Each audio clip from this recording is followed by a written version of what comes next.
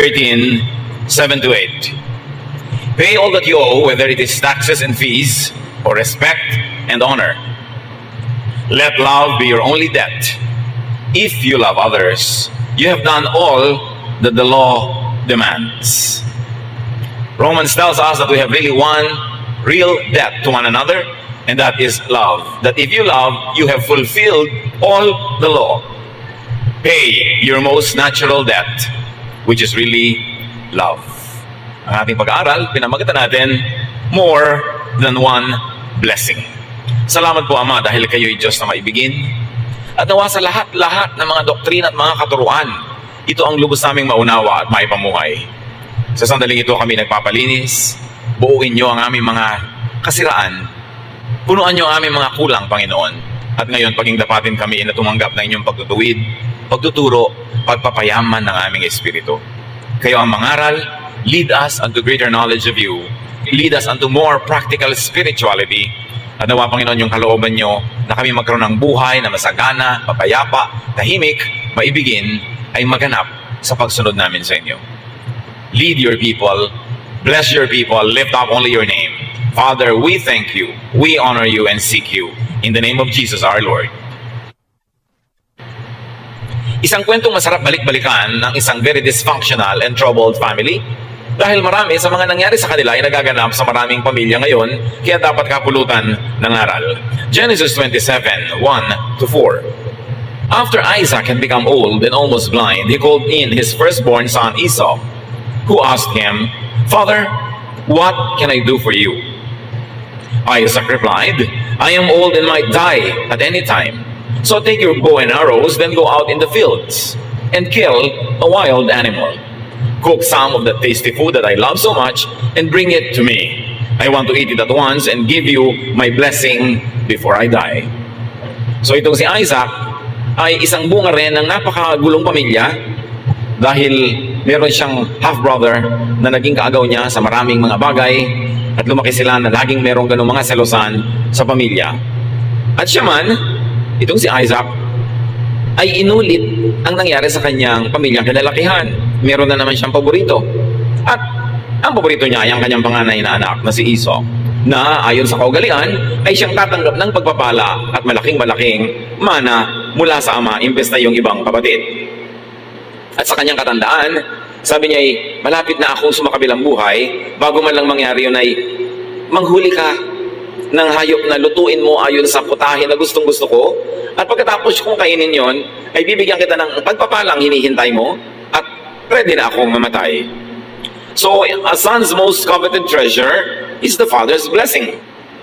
At dapat nating unawain na sa sinaunang Israel, sa kanilang kultura, itong practice ng pagbibigay ng blessing sa isang anak, lalo sa panganay na anak, gave some social order. Nagkakaroon ng kaayusan ng lipunan dahil kung may kabuhayan ng isang pamilya, hindi nagkakahati-hati sa 8, 9, 10 anak na tigay isang dakal na lupa na lang tuloy natira sa kanila. Napupunta ito sa panganay. At yung mga ibang kapatid ay aasa na lang, tutulong at mangangamuhan sa kanilang pinakamatandang kapatid para yung property ay buo at hindi magkawatak-watak. So there was some social order because of the Israelites. Property was everything. Real estate was everything to them. Hanggang ngayon, sa mga lugar na yan, ay pinagbabakbakan pa ang property, ang real estate. But the same social order also gave family chaos. Kung paano napaayos ang panglabas na lipunan, doon naman nagkakagulo ang pangloob ng mga pamilya dahil nagkakaroon ng mga hidwaan, mga selosan, at agaw-agawan.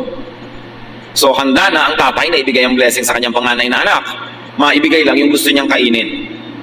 Genesis 27, 5 to 10, Rebekah, the wife of Isaac, had been listening, and as soon as Esau left to go hunting, she said to Jacob, sa kanya namang paboritong anak na nakakabatang kapatid nitong si Esau, "I heard your father tell Esau to kill a wild animal and cook some tasty food for your father before he dies. Your father said this because he wants to bless your brother with the Lord as his witness. Now, my son, listen carefully to what I want you to do. Go and kill 2 of your best young goats and bring them to me. I'll cook the tasty food that your father loves so much.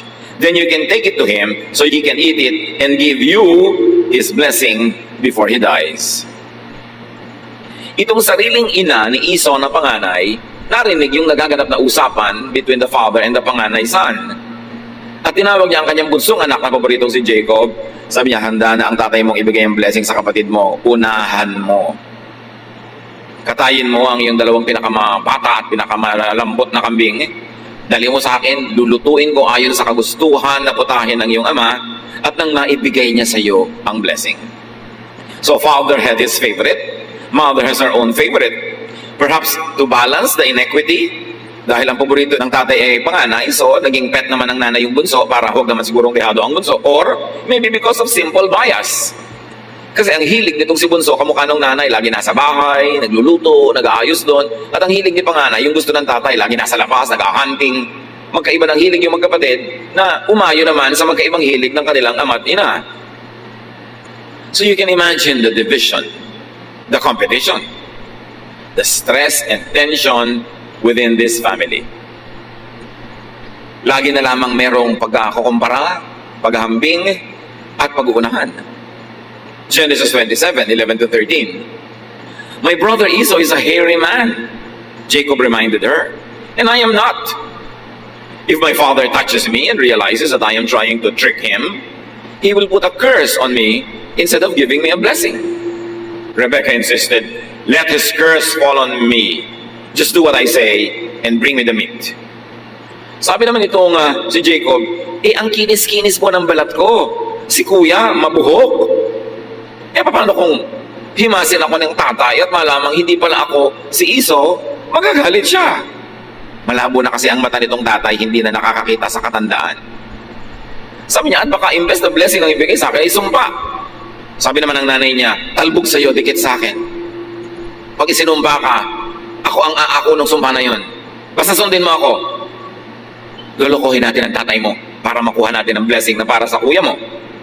You know, overly protective mothers create weak sons. Kaya napaka-weakling nitong si Jacob. Laging nasa ilalim ng saya ng nanay niya. At kahit na sa maraming lipunan, pagka ang mga nanay sobrang protective sa kanilang mga anak na lalaki, ang tatanda na ng mga anak nila, bonjing pa, irresponsible pa, nagbabata-bataan pa at pabebe. Kasi binebebe-bebe ng nanay. Marami nagtatanong, bakit ang dami-dami mga lalaking irresponsableng asawa, walang kwenta, tamad? Siguro yung nanay, pinalaking ganon, kinonsinting ganon, kaya nagkaganyan-ganyan. Hindi lagi, pero madalas. Yun ang dahilan. At ito na naman to si Rebecca, isang typical na nanay, na lagi niyang ini-spoil ang kanyang anak. Genesis 27:14-17. So Jacob brought the meat to his mother, and she cooked the tasty food that his father liked. Then she took Esau's best clothes and put them on Jacob. She also covered the smooth part of his hands and neck with goat skins and gave him some bread and the tasty food she had cooked. Binuo na talagang nanay na ito ang plano na lokohin yung asawa niya. Kinuha niya ang damit ng kanyang panganay na si Esau at ipinasuot sa kanyang bunsong si Jacob para pag inamoy-amoy ng tatay yung damit, ang maamoy ay yung amoy ni Esau. At yung makinis na balat, no problem. Balutin natin ang balat ng kambing na mabuhok para kung sakaling mahipo ang iyong bisig, ay makita, ay balbon pala, ito nga talaga si Esau. At napakalinaw ng lesson dito mga kapatid, that children could deceive their parents just to have ill-gotten blessings. Sila pa lang ang tao, no, naglolokohan na sila. Kaya napakagandang pag-aralan at balik-balikan itong kwentong ito para di natin tularan. Genesis 27:18-20, Jacob went to his father and said, Father, here I am. Which of my sons are you? His father asked. Jacob replied, I am Esau, your firstborn. And I have done what you told me. Please sit up and eat the meat I have brought. Then you can give me your blessing. Isaac asked, My son, how did you find an animal so quickly? The Lord your God was kind to me, Jacob answered. Eto na po ako, dala ko na ang pagkain. Sabi, ang bilis-bilis mo namang nakapag-hunting. Sa sandali pa lang ang dumaan na panahon. Sabi niya, binless po ako ng Diyos. You know, deception needs the cover of more lies. May number one lie sila na siya si Esau. So may lie pa uli na costume, may lie pa uli na pagsisinungaling. And you see that even these people could use and misuse and abuse the name of God. isinangkot pa ang Diyos sa kanilang panlilinlang. Genesis 27:21-29. My son, Isaac said, come closer where I can touch you and find out if you really are Esau. Jacob went closer. His father touched him and said, you sound like Jacob, but your hands feel hairy like Esau's. And so Isaac blessed Jacob, thinking he was Esau. Nagdududa na nga yung tatay. Sabi, ang boses, pang kay Jacob. Halika nga at mahipo ko ang iyong balat. At nung nahipo niya yung balat ng kambing, si Esau naman ito. At ibinigay ang pinakaasam-asam na pagpapala. Isaac asked, are you really my son, Esau? Yes, I am, Jacob answered. So Isaac told him, serve me the wild meat and I can give you my blessing. Jacob gave him some meat and he ate it. He also gave him some wine and he drank it. Then Isaac said, son, come over here and kiss me. While Jacob was kissing him, Isaac caught the smell of his clothes and said, the smell of my son is like a field the Lord has blessed. God will bless you, my son, with dew from heaven and with fertile fields, rich with grain and grapes. Nations will be your servants and bow down to you. You will rule over your brothers, and they will kneel at your feet. Anyone who curses you will be cursed. Anyone who blesses you will be blessed. At hanggang ngayon, inaangkin ng mga descendants nitong si Jacob, itong pangako na ito na sino man ang sumumpa sa iyo susumpain, sino man ang magpala sa iyo pagpapalain. Pero yung pagkakakuha niya sa blessing na yun ay sa pandaraya, sa maruming paraan. Nagdududa ang matanda, kaya sabi niya, halika nga't halikan mo ako, anak. At habang hinahalikan ng anak na bunso si tatay, gusto lang palang amuyin ng tatay yung anak. Sabi niya, ang amoy ng anak kong si Esau, amoy ng mga damo, amoy ng mga parang, amoy ng mga wilderness. Talagang gusto-gusto niya yung outdoors. Pero hindi niya alam yung damit lang na naaamoy niya, suot ng isang fake na anak. Na kunwari ay siya yung panganay. Fair ba ito? Fair ba na ibigay ang blessing sa isang nandaraya? Today's sense of fairness cannot be applied to the ways of ancient people who lived under very different contexts. Hindi pwedeng i-apply natin ang mga values, sensibilities, pag-iisip natin ngayon sa mga naganap sa mga buhay sa taong napakatagal na sa malayong oras at panahon at lugar na buhay sa ibang-ibang konteksto at mga kapaligiran. Which begs the question, why insist on applying to today's people who live in a very different context the obsolete ways of a remote, ancient culture like the culture of this family?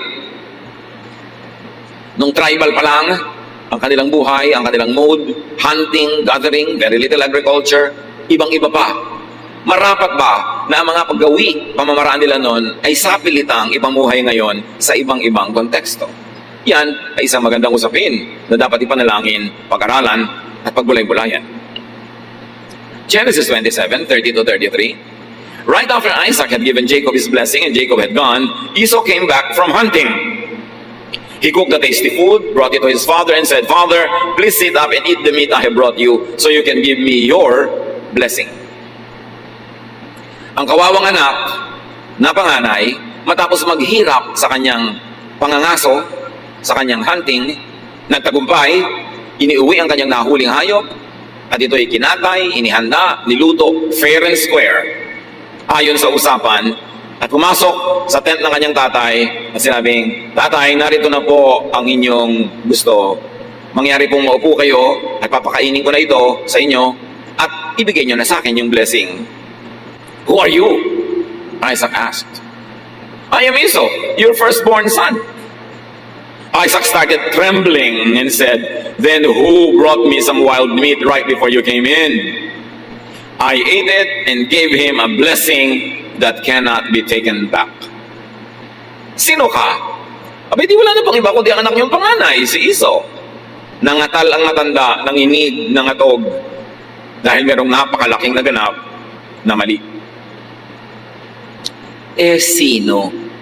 Yung nandito kanina, ibinigay ko na ang pagpapalang di na mababawi. Ang tanong, why not? Bakit naman hindi mababawi? Mali naman ang pagkakabigay. May deception. Hindi ipinaliwanag kung bakit hindi pwedeng bawiin. Mga kapatid, much suffering could be caused by culture, by tradition, whether it is contemporary or outdated. Maraming pagdurusa ang tao dahil sa mga self-imposed rules, regulations, social mores, social conventions, mga kaugalian na nagpapahirap sa buhay ng tao. Bakit naman hindi pwedeng bawiin? Mali naman ang circumstance ng pagkakabigay. But in any way, mali man at tama, at itong mali naman, paninindigan na. Sabi, hindi na pwedeng bawiin. Can you imagine all the suffering that will happen just because a mistake is not corrected? Social conventions, traditions, and laws serve the interests of the majority, the normal, so-called, the powerful. Sila ang tunay na pinaglilingkuran ng mga kaugalian at mga batas. Dahil silang mga nakakapanaig, silang mga makapangyarihan sa lipunan, silang merong mga otoridad, ang gumagawa din ng mga batas na natural ay ayon, katig at mabuti para sa kanila. Yes, up to a point, traditions and laws give order to society, but it is not always fair to everyone. It usually serves the purpose of the powerful, or it only serves the purpose of the status quo, para ma-maintain ang order ng society. Magdusa ka na lang kung ikaw yung nag-fall sa crack, kung ikaw yung hindi kasama sa mga normal na makikinabang sa mga batas at mga tradisyon na kamping-kampi sa mga normal, sa mga nakakaangat at sa mga may kapangyarihan. And this is what Jesus labored to correct. Jesus gave attention and importance, freedom, relief, rest, and love to the marginalized, the oppressed, the vilified, the condemned, the outcast. Nagkakaroon ng maraming outcast tulad nitong si Iso, magiging outcast na siya. Hindi na siya magkakaroon ng rights kahit mali ang pagkakabigay doon sa bunsong anak. Maraming ganon sa ancient societies. Para lang sa kaayusan, magdusa ka na lang. At sino ang nag-enjoy ng kaayusan? The powerful, the favored. Itinuwid yan ng Panginoon dahil liko. Nakakapagod, nakakagulo ng isip, nakakapagpawatak-watak sa mga pamilya, mga kung ano-anong kaugalian. Kaya napakaraming itinuwid ni Jesus. Mga batas na, institusyon, tradisyon ng Israel, pero yung mga yan ay itinuwid ni Jesus para sa ikabubuti ng napakaraming tao na napag-iiwanan, nakakawawa, naaapi ng sistema. But that's already moving fast forward. Going back to this family, Genesis 27, 34 to 35. Esau cried loudly and begged, "Father, give me a blessing too." Isaac answered, "Your brother tricked me and stole your blessing." Bigyan niyo rin po ako ng pagpapala. Iniloko ako ng kapatid mo, ninakaw na ang pagpapalang para sa iyo. Ang binlame na naman nitong tatay, hindi yung sarili niya, na makakain lang, hindi na nagsiyasat. Nagdududa na nga, hindi pa nagsiyasat ng gusto dahil nangibabaw sa kanya yung kanyang appetite na gusto niyang kumain. Ang sinisi, yung anak. Pinalaki kasi siyang spoiled ng kanyang sariling ina. Kaya ngayon, hindi siya marunong mag-take ng responsibility kahit matanda na siya. Ang binlame niya, yung anak. How about parental responsibility? Sa mga ganong uri ba ng ugali, asal at panloloko ng yung anak ay laging siya lang na may kasalanan o malaki ang pananagutan ng magulang? Sabi nga ni Balagtas, ang dapat magturong tamad na magulang ay hindi nagturo. Genesis 27, 36 to 38. Esau replied, "My brother deserves the name Jacob because he has already cheated me twice." Sabi niya, not once, but twice. The first time he cheated me out of my rights as a firstborn son, and now he has cheated me out of my blessing. Then Esau asked his father, "Don't you still have any blessing left for me?" Talaga bang wala nang natira kayong pagpapala para sa akin? "My son," Isaac answered, "I have made Jacob the ruler over you and your brothers, and all of you will be his servants. I have also promised him all the grain and grapes that he needs. There's nothing left I can do for you." Anong klase namang magulang yun sasabihin sa anak? Wala akong magagawa, anak. Kahit alam na niyang mali ang nangyaring transaksyon. So humihingi yung anak ng kahit man lang katiting at tira-tirahang blessing. The father gave the opposite. Sabi niya, magiging alipin ka ng iyong kapatid. Sa kanya mapupunta ang lahat ng mga biyaya. "Father," Esau asked, "don't you have more than one blessing? You can surely give me a blessing too." Then Esau started crying again. Esau was not asking for his brother to be disinherited. He was just asking for an extra blessing. Genesis 27, 39 to 40. So his father said, "Your home will be far from that fertile land, where dew comes down from the heavens.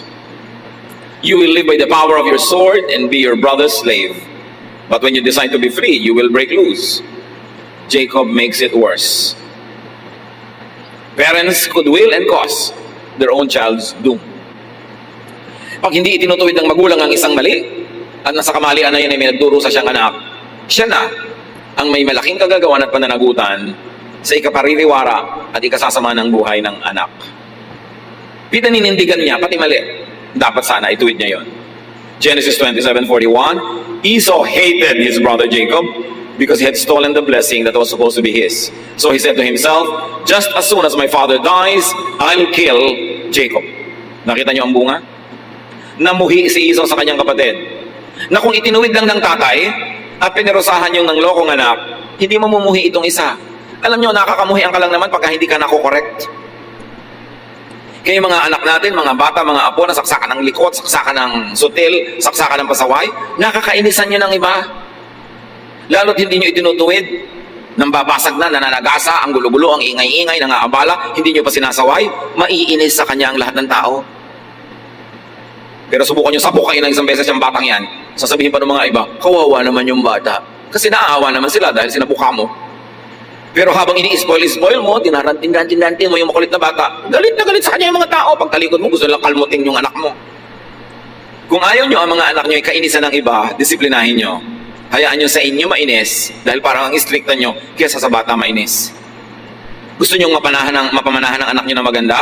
Yung ang mga taong nakakasalamuhan niya ay natutuwa sa kanya, hindi yung nabubwisit sa kanya. Yun ang magandang pamana. Kaya pag ini-spoil mo yung bata, ang ipapamana mo sa kanya, yung makayamutan siya ng lahat. Kasi lalaki siyang selfish, lalaki siyang mayabang, lalaki siyang walang pakiramdam, hindi nakikiramdam sa kapwa. Anong uri ng reaksyon ng madla ang mangyayari? Hindi magandang pamana yung ganon.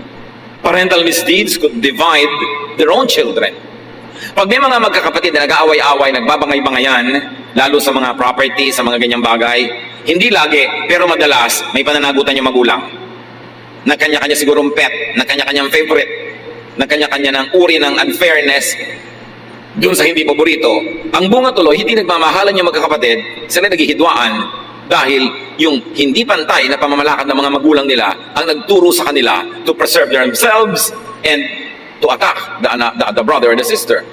Parental misdeeds could cause and perpetuate sibling rivalry and distort and destroy their child's personality.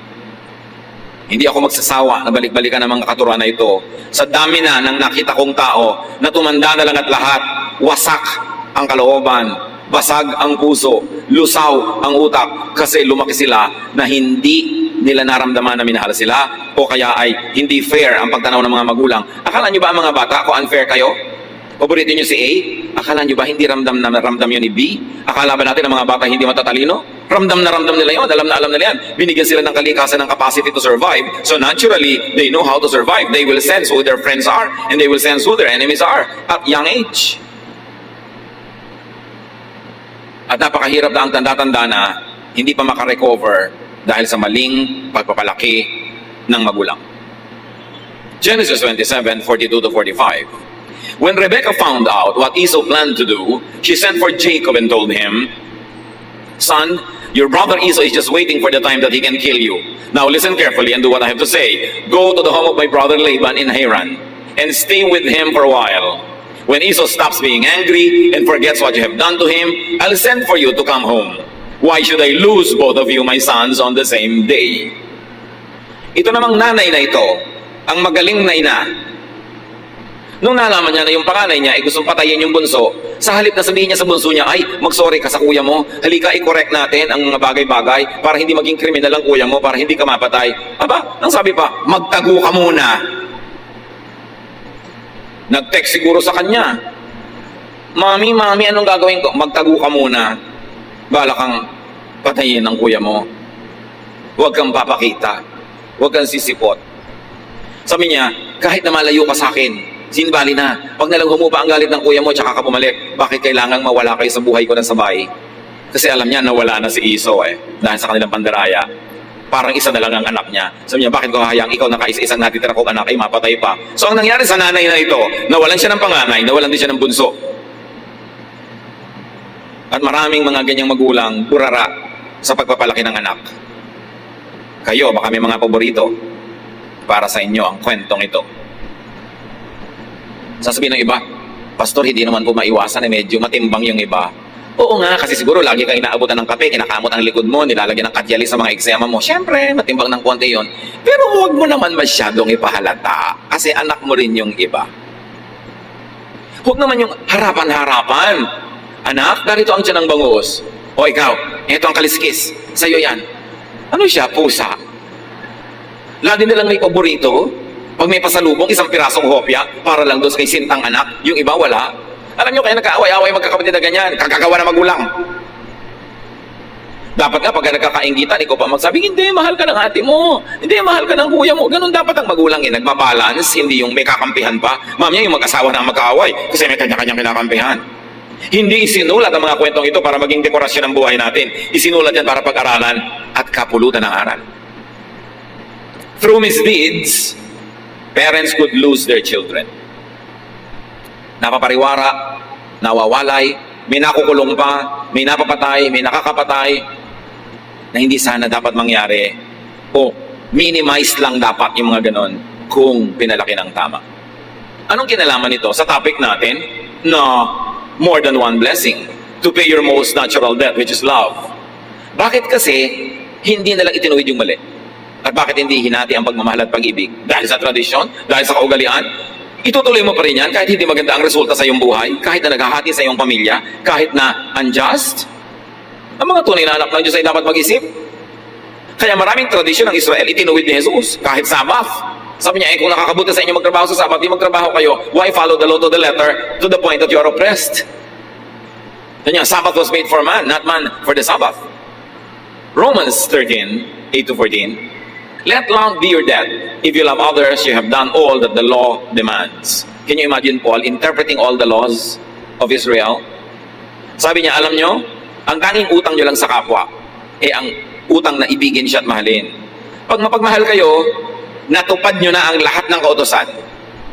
Yung pala, ang lahat dapat ng interpretation at application ng kautosan, maging loving ka, considerate, and loving, and kind, and soft-hearted. Na kahit hindi ka relihiyoso, pag maibigin ka, daig mo pa ang relihiyoso. Kasi ang pag-ibig sa kapwa, ang pagmamahal, ang pinakamataas na uli ng relihiyon. Paul said it very clearly. You have done all that the law demands. In the law, there are many commands, such as be faithful in marriage, do not murder, do not steal, do not want what belongs to others.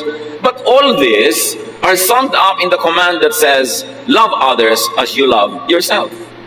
No one who loves others will harm them, so love is all that the law demands. Sabi niya, sari-sari ang mga law, huwag kayong magpalito sa dami. Huwag kang pumatay, huwag kang magnakaw, huwag kang makiapid, huwag kang magtaksil sa asawa mo. Sabi ko nun, marami yan, pero isa lang talaga yan. Maging maibigin ka sa kapwa. Ibigay mo kay Juan ang kay Juan, huwag mong nakawin kay Juan para ibigay mo kay Pedro. Kasi ang pag-ibig, you don't steal from Peter to give to John. May asawa na siya, huwag mong nakawin. May asawa ka na, huwag kang magpanakaw. Dapat sa asawa mo ikaw. Sabi ko nun kasi, yung karapatan mo ay tumitigil na pairalin kung ito ay tatapak na sa karapatan ng iba. Sabi, huwag kayong magpalito. Ang dami-dami talaga mga laws. Pero ang ibig sabihin lang yan, pag-ibig. So pag ang interpretation mo sa law, ang pagsunod mo sa law, ay hindi ka na magiging maibigin, magiging baligtad pa. Magiging malupit ka pa, maling-mali ka. Huwag mo nalang sundin dahil mali ang application mo. At marami mga tao masunod ng kaugalian, ang law, ang tradition, ang doktrina. Kahit sila maging malupit, gagawin nila. You defeat the purpose because the purpose of the law, the interpretation of the law, and the application of the law is only one. Be loving. Love people. Yun lang ang sinasabi ng law. At nalungkot tayo dahil maraming pag-interpret at pagbasa ng law, ang bunga, hindi ka loving, hindi na baligtad.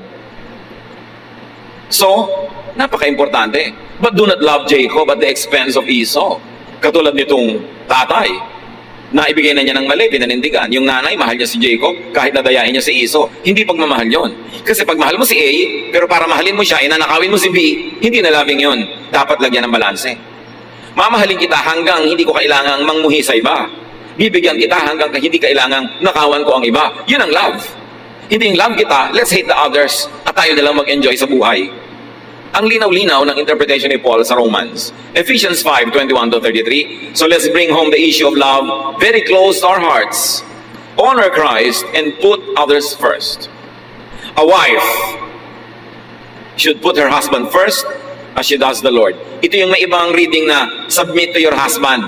So inaalipin ka na, binubuhusan ka na kumukulong tubig, tinutusok ka ng aspile, yes ka pa rin ng yes dahil submit. Of course not. That is not the meaning of that. Ang sinasabi ng submit is put the interest, very especially the honor and dignity of your husband above yours.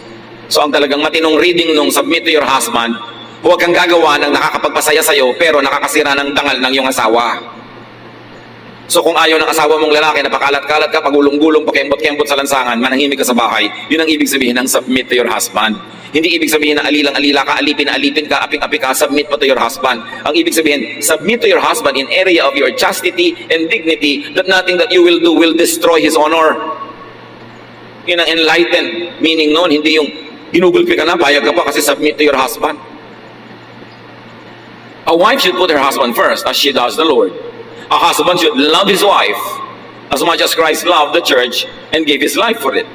So each husband should love his wife as much as he loves himself. And each wife should respect her husband. Yun ang ibig sabihin ng submit to your husband, respect. At ito, very clearly in terms of sexuality and morality, respect your husband, submit to his dignity. Isurrender mo sa kanyang dignity ang mga iba mong hilig at gusto sa buhay. Pero, exchange yun. The wife submits to the husband in terms of chastity and cleanliness and holiness. But the husband loves the wife as his own body, as Jesus loves the church. Hindi yung pareho lang kayo nagtrabaho maghapon, pagdating sa bahay, si wife pa lang lahat-lahat. Siya pa ang mamamalengke pagkagaling sa office, magkakaliskis ng isda, magluluto, magkakain, pagkatapos magliligpit at maglalaba at mamamalansya para sa isusod yung bukas. Tapos ikaw nanonood ka lang ng TV. Hindi yung love. Kailangan tinutulungan mo, lalo hindi mo naman nabibigyan ng maraming pera para meron siyang mga katulong. Sabi, dapat ikaw ang tumulong, husband. Ano ka, si Emperor Caligula? Ang liit-liit naman ng sweldo. Tapos among-amo. Dapat fair. Yun ang sinasabi nitong verses na ito. Yan ang love in action. Na hindi ako magpapahinga at your expense. Hindi ako magpapakaginahawa na ikaw lang ang napagod. Love your partner. Yun ang ibig sabihin. Respect your partner. How many partners hunger for love? Gaano karaming wives or sometimes husbands may mga lihim na kinikimkim na sama ng loob at hinanakit kasi ang feeling nila hindi sila minamahal enough. Hindi naaalala ka nila mga birthday. Yung ba namang wife mo birthday, re-regaluhan mo ng rice cooker. Pagkain mo rin ang lulutuin niya doon sa rice cooker na yon. Dapat pagka-regalo kay wife pang personal, hindi vacuum cleaner. Para sa buong pamilya yun. Kunwari pa birthday gift. Bumili ka lang ng gamit sa bahay, itinapat mo sa birthday niya para ka makatipid. Kailangan pang kanya talaga. Maraming mga wives hindi lang kumikibo kasi nahihiyang kumibo. Iniisip nila parang hindi naman dapat kumibo. Pero hindi sila kontento sa pagmamahal ng husband. So, makiramdam ka naman. Akala mo kung sinong prinsipe tonyoso na ikaw si lover boy of the world. Yun naman pala ay ang asawa mo ay lungkot na lungkot. Kailangan makiramdam. Ephesians 6:4, parents, don't be hard on your children. Ang linaw ng turo, don't be hard on your children. Kung ang talent nila talagang pang 10th honorable mention, huwag nyo na pilitin maging valedictorian. Don't be hard on your children. Siyempre, meron namang 10th honorable mention, baka 11th pa nga. Kung yun ang assignment niya sa buhay, best na naman niya, ginawa na niya, huwag nyo pilitin. Mga nanay-nanay naman kumisa, sila nagko-competition, yung mga anak ang props. So, importante, love your children. Many parents are not aware of this. But many children hunger for love. Ang daming anak, ang assessment nila, hindi sila mahal na magulang. O hindi sila mahal enough. Although yung magulang, akala nila hero na sila, na minahal na nilang todo, pero sa perception pala ng anak, hindi. Dapat makiramdam. At dapat humanap tayo ng mga senyales. Ang anak pala natin ay nagmamakaawa, namamalimos ng pag-ibig ng magulang. Exodus 20 verse 12. Respect your father and your mother, and you will live long in the land that I am giving you. And in so many words and many other verses, love your parents. Children, love your parents. Para yung first half of our lives, our parents are the ones doing the loving. most of the time. Pero dapat yung second half of our lives, we are doing the loving. Nagpapalit ng role ang anak at magulang. Habang bata pa ang magulang, siya ang nagmamahal ng todo-todo sa anak. At pag tumanda na yung magulang, yung anak naman ang nagmamahal ng todo-todo sa kanya magulang. Gaano karaming magulang ang hindi lang gumigibo, pero sa kanilang panukat, hindi sapat ang pagmamahal sa kanila ng kanilang anak. Hindi sapat ang pagpaparamdam at pagpapakita, lalo't nagkaroon na ng asawa at sarili ring mga anak, halos ay malimot ang magulang. A lot of parents grow old, sail into their sunset years, sad, hungry for love, especially at old age. Love your parents. That is a very clear teaching of Scripture. Huwag makalimot, di lang dahil may sarili ka ng asawa at mga anak, ay ipapaisang tabi mo na ang iyong role to love your parents. Lalo ko ang magulang nyo nabawasan na sa makabilang buhay ng isa na lang yung natira. Mas sensitive yun, mas malulungkutin, mas maramdamin. Kailangan mas dadagdagan ang ating pagpapatunay at pagpaparamdam ng ating pag-ibig. Matthew 5:43-48. You have heard people say, love your neighbors and hate your enemies. But I tell you, love your enemies and pray for anyone who mistreats you. Then you will be acting like your Father in heaven. He makes the sun rise on both good and bad people, and He sends rain both for the ones who do right and for the ones who do wrong. If you love only those people who love you, will God reward you for that? Even tax collectors love their friends. Even bad people love their friends. If you greet only your friends, what's so great about that? Don't even unbelievers do that? But you must always act like your Father in heaven. Pag sinabi kasi sa Bible nung araw na tax collector, ibig sabihin sinner or bad, it doesn't follow ngayon na yun ay ganun din. Maraming tax collectors na honest. Pero ang ibig sabihin ng original language na yan ay bad. So sabi, kung masamang tao nga maibigin sa mga nagmamahal sa kanila, edi kung ang mahal mo lang yung nagmamahal sa'yo, walang kang pinakaiba. Pero dahil anak ka ng Diyos, dapat nahigitan mo yung ginagawa ng mga karaniwang tao. Yung kaaway mo, mahalin mo rin. Nakita nyo, love your neighbors. At extreme pa nga love your enemies. Mga kapatid, if the Bible tells us that we should love our enemies, what is your excuse not to love your parents, your child, your brother, your sister? Kahit nga enemy, pinapalove di lalo naman yung ating mga kapamilya. Utos at privilege. Give people what you owe. Magulang, habang bata pa ang inyong mga anak, you owe them the love. Mga anak, pag matanda na ang inyong mga magulang, you owe them the love. Lumilipat ang ating papel. Romans 13:7-8. Pay all that you owe, whether it is taxes and fees or respect and honor. Let love be your only debt. If you love others, you have done all that the law demands. Kung ikay relihiyoso pero hindi maibigin, mas mainam pa ang hindi relihiyosong maibigin. Daig ng maibigin ng relihiyoso. Paano na kung spiritual ka na, maibigin ka pa? Yun ang napakaganda. Loving is high religion. Mark 12:31. The second most important commandment says, love others as much as you love yourself. No other commandment is more important than this. No other religious doctrine or practice is more important. Love is duty and privilege. Breaking one sacred duty to love breaks people's hearts, and they leave deep wounds that almost never heal.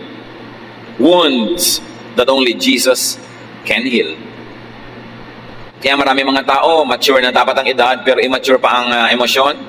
Kasi hindi nakatanggap ng sapat na pag-ibig ng bata pa. Kaya buong buhay, naghahanap ng pag-ibig.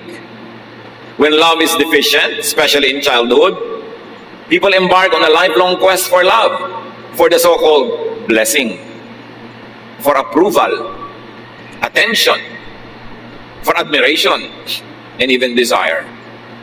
Kaya may mga taong kinakarir na maging sobrang kakit-akit kasi may kulang sa kanilang kalooban na sa tingin nila mapupuno lang pag may naakit sa kanila. Merong sobrang gustong mag-achieve kasi kailangan nila ng admiration. Kasi siguro nung lumalaki sila, walang nag-admire. Baka nilait-lait pa at binasupasura ng sariling magulang. Kaya pagtanda, habol na maka-cover up at makapag-make up, gagawin ng lahat, pahihirapan ng lahat at ang sarili para mag-achieve, para may humanga. Even this very, very tiring quest for excellence could be a cry for help. Kaya kanya-kanya nang gawa ng gimmick para mapansin, para mapuri. Kasi kapos ng bata pa. You see mga magulang, pag nagkulang tayo sa pag-ibig, pagmamahal, pag-aruga, pagbigay ng atensyon, pagpuri sa ating mga anak, sa tamang paraan, pagkulang doon, buong buhay, hinahanap nila ang kapalit at katumbas nun. To the point that some of them make clowns of themselves, just trying to win the approval and if possible, the admiration of the world. And if you cannot be approved or admired, at least you should be desired. Kaya yung mga iba talagang halos kalakalin na lang ang katawan para maging kapansin-pansin dahil yun na lang ang paraan nila para makatawag ng positive attention. Pero nabibigo pa kasi negative attention pa madalas ang napapala. Napakalaking karukahaan, kahirapan, kasalatan, yung hindi ka namahal. Lalo nung maliit ka pa. Kaya patuloy ang paalala natin sa mga magulang, mga tiyo, tiya, mga lola at lolo, mahalin nyo, pero disiplinahin, turuan ang tama, turuan maging responsible ang mga bata. Ang pagkukulang natin habang maliit pa sila ay halos hindi na mapapalitan pa buong buhay nila. And they live broken lives, chasing one rainbow after another, working so hard to be admired, to be accepted, and if possible, to be loved. Halos mamalimos ng pag-ibig, halos bumili ng pag-ibig kasi yun ang kulang. Malaki ang pananagutan ng mga hindi nagmamahal sa mga bata. At kung tayo naman yung lumaki na, hindi tayo namahal, hindi mo na ibabalik ang panahon. So tama na ang dramang bukid, hindi mahalin mo sarili mo. Magpakatino ka, magpakaayos ka, at maging mapagmahal ka sa iba, hoping na masuklian din naman ng tamang pag-ibig, ang iyong pag-ibig. Patawarin na yung mga namayapan at namatay na at nagtandaan na nagkulang sa'yo kasi baliwala, sayang lang kung patuloy kang mabubuhay sa paninisi, sa galit, sa puot, sa panghihinayang kasi hindi na yun may babalik. Ang dapat ngayon, kung ano man ang kulang sa'yo noon, kuhanin mo sa Panginoong Hesus. At kung ikaw ay mabiyayaan ng taong magmamahal din sa'yo, edi salamat. Pero hindi mo kailangan to cheapen yourself just to get attention and just try to buy love. But be the person that is worthy of God's love. And the way to be worthy of God's love is to be loving to others. Because what we do to others, we do to God. Spouse, love your partner for all the love he or she lacked from his family or in his or her childhood. Kayong may mga asawa na, alamin nyo naman ang pinagmulan ng inyong asawa, paano siya naging bata, anong naging buhay niya, at kung makita nyo yung kulang na kulang sa pag-ibig siyang natanggap, kayo magpuno kasi kayo ang partner niya sa buhay. Kaya sabi ng isang popular line sa isang movie, mahalin mo ako para sa lahat ng hindi nagmahal sa akin. It's a very tall order, ha? Nasingilin mo sa isang tao lahat ng utang sa'yo ng mundo. Pero kung ikaw ang nagmamahal sa kanya, punan mo ang lahat ng kulang at hindi niya natamasang pagmamahal. Children, love your parents for all the love they missed from their own parents. Alam nyo nga ngayon ang mga magulang, paluwag ng paluwag, nagiging more and more indulgent. Kaya pag bumalik ka sa family tree, yung tatay mo ang higpit sa'yo, pero yung lolo mo sigurado mas mahigpit pa sa tatay mo kaysa mahigpit yung tatay mo sa'yo. Pabalik ng pabalik yan. Kaya mga tatay, nanay din natin, minsan biktima rin sila ng mga pamilya nilang hindi sila minahal ng ganap o kaya ang pag-express sa pagmamahal hindi tumpak. Dinaan na lang sa palo, dinaan sa disiplina para makakreate ng character pero walang balance. So sometimes we blame our parents for not loving us enough, but the point is, they too were never taught by their own parents to be loving. Lahat tayo biktima ng mga pagkukulang ng iba. But let us not have a victim's attitude and a victim sentiment na para tayong laging biktima at kawawa. We are victorious in the Lord. And the Lord Jesus can fill us for all that we never had. Kaya napakahalaga na magkaroon ng napaka-personal na relasyon sa Panginoon. Hindi na tayo dapat na magdrama sa mga hindi natin natanggap noon dahil marami pa tayong pwede tanggapin from God and from God's people. If only God's people would obey the teaching of God to be loving. Tama na ang pagdadrama sa mga nakaraan. Patawarin na ang lahat.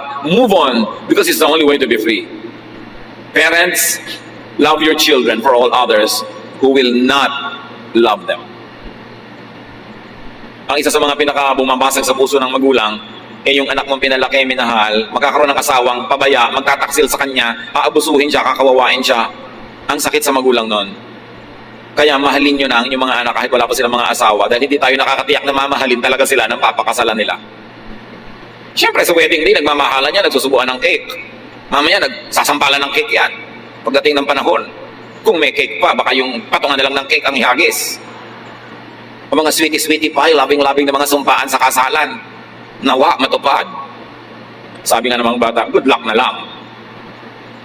Kaya dapat, mahalin natin ang mahalin habang nasa poder natin. Kasi pag pinawalan na natin, hindi natin nakakatiyak tayo na mamahalin nga sila ng iba. Nung pagtitiwalaan nila. Love your brother and sister for the others who will not love him or her. Sabi ni Esau, Father, they have only one blessing. Ang ganda ng tanong. Ang liit-liit ba ng puso nyo na wala nang ibang laman para na lang kay Jacob? God gives you a heart that is more than big enough to love more. Pag ang puso natin ay nakasuko sa Diyos, pinapalaki yan ng Diyos para maraming magkasyang pag-ibig. Na kahit mahal mo yung nanay mo, meron pa rin anak para sa tatay mo, meron pa rin para sa kapatid mo, para sa asawa mo, para sa anak mo. Hindi yung nung nag-asawa ka, yung asawa mo na lang minahal mo, nilimot mo na yung magulang. Our heart, when submitted to God, is big enough to love everybody that we should love. And you should not steal from Peter to give to John. Huwag niyong mamahalin ang nanay niyo at the expense of your asawa. Huwag niyo rin mamahalin yung asawa niyo at the expense of your nanay. May kanya-kanyang assignment na pag-ibig yan. At kung aata-atatuhin natin yan at bibigyan ng kanya-kanyang parte, lahat yan ay sapat. Dapat marunong ka lang magplano at marunong ka mag-isip. Hindi isa lang o dalawa lang ang minamahal sa buhay. Malaki ang puso ng mga anak ng Diyos. Kaya natin mahalin kahit pa nga kaaway. Kung talagang susurrender tayo sa Diyos, yung pa sarili mong magulang ang makalimutan mong mahalin. You have more than one blessing. You have more than one love. Multiply love. And you can give more love to more people. Mga anak ng Diyos, love more. Open your heart to receive more love and then meet your Maker. Dear God, we thank you that you are loving. We thank you that you are kind. We thank you that you are good. Salamat sa inyong pag-ibig. To the victims and sufferers of love deficiency, marami niyan. Forgive those that did not love you enough. Receive the love of God through Jesus. Balance your life by doing the loving, by giving love. Kung kulang ang pag-ibig na tinanggap nyo, maghiganti kayo sa mundo, mas ibigin nyo ang marami. Yun ang paghihiganti ng hindi inibig, umibig ng iba, hindi yung mamuhi at magalit, lalo kayong lulubog. Luke 6:38, if you give to others, you will be given a full amount in return. It will be packed down, shaken together, and spilling over into your lap. The way you treat others is the way you will be treated. Tayo'y manahimik sa presensya ng Diyos. Manalangin ng tahimik, ipagpasalamat lahat ang umibig sa atin. Patawarin yung mga dapat ay umibig pero hindi umibig ng ganap. At magpasya tayo na mamahalin natin ang lahat ng dapat mahalin. Hindi paborito lang lahat. Dahil kasya ang pag-ibig na ibinibigay ng Diyos para sa atin para maging proper, correct, and enough ang pagmamahal natin sa iba. Dear Lord, turuan niyo kami na maging mapagmahal. Sa mga kinapos ng tinanggap na pag-ibig, teach us to move on. Tumigil na kami ng pagpapa-impress para lang may humanga, ng pagkakalat-kalat sa mga kung saan-saan para lang may maakit. Turuan mo kami, Lord, to be happy with ourselves and with the way that you have blessed us and teach us to be blessings to others. At kung ano man ang mga naging kahinaan at kapintasan ng mga pamilyang nilakihan namin, turuan mo kami na sa pagdating ng panahon kami naman ang bubuo ng mga pamilya, huwag naming ulitin ang mga kamalian ng aming mga magulang at mga ninuno at ibahin namin, isunod namin ayon sa kautusan ng iyong anak na si Jesus. Huwag bulay-bulay tayo. Namnamin ang kahulugan nito, lumaya mula sa mga sentimiento na hindi minahal at mag-concentrate sa pag-ibig sa kapwa. As you give, you receive. Dear Lord, bless your people with insight, with wisdom, with enlightenment.